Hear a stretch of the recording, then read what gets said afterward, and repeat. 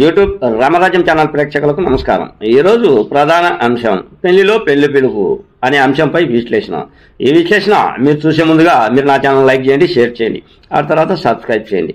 మీరు నా channel like చేసి షేర్ చేసి సబ్స్క్రైబ్ చేయడంతో పాటు ఇదే వీడియో నలుగురికి పంపిస్తే 10 నుంచి 20 మందికి చేరేందుకు మీరే అవకాశం కల్పించినట్టు ఉంటుంది. ఇక అసలు విషయానికి వద్దాం. బ్రాహ్మణపల్లె రోడ్డులో, అదే పులివెందులలోని బ్రాహ్మణపల్లె రోడ్డు ఓ ఫంక్షన్ హాల్ నందు పెళ్లిలో పెళ్లి పిలుపు సందడి జరిగింది.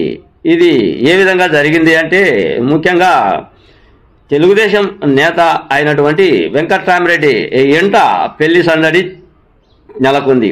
ఆ పెళ్లి సందడిలో మరొక పెళ్లి పిలుపు కూడా జరిగింది. అయితే ఈ పెళ్లికి ఎవరు హాజరు అయ్యారు అంటే, పులివెందుల తెలుగుదేశం ఇన్ఛార్జి అయినటువంటి బీటెక్ రవి పెళ్లికి హాజరు అయ్యాడు. ఈ పెళ్లిలో మొత్తం అంతా బంధువులందరినీ పలకరించుకుంటూ బీటెక్ సతీమణి లత కూడా ఈ పెళ్లికి హాజరు అయ్యింది.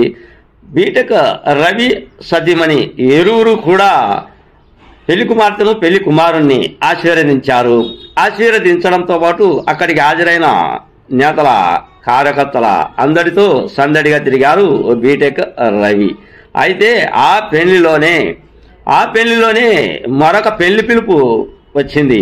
ఆ పెళ్లి పిలుపు ఎవరిది అంటే, బీటెక్ రవికి ఒక ఆహ్వాన పత్రికను అందజేశాడు. ఎవరు అంటే, కడప కార్పొరేట్ సూర్యనారాయణ. ఆయన ఇటీవల కాలంలో తెలుగుదేశం కండువా కప్పుకున్నాడు.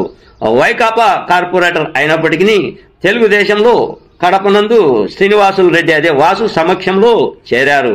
ఆయన ఈరోజు పులివెందులకు వచ్చి బీటెక్ రవిని ఒక పెళ్లికి ఆహ్వానించాడు. ఆ పెళ్లి ఎవరిది అంటే, మంత్రి భారత్ ఇంట పెళ్లి సందడి అంట. అందుకు ఆహ్వాన పత్రికను అందజేసేందుకు వచ్చాడు సూర్యన్న వచ్చి రవణకు ఆ పెళ్లి పత్రికను అందజేశాడు. ఈ వీడియోలో చూడండి ఇలా.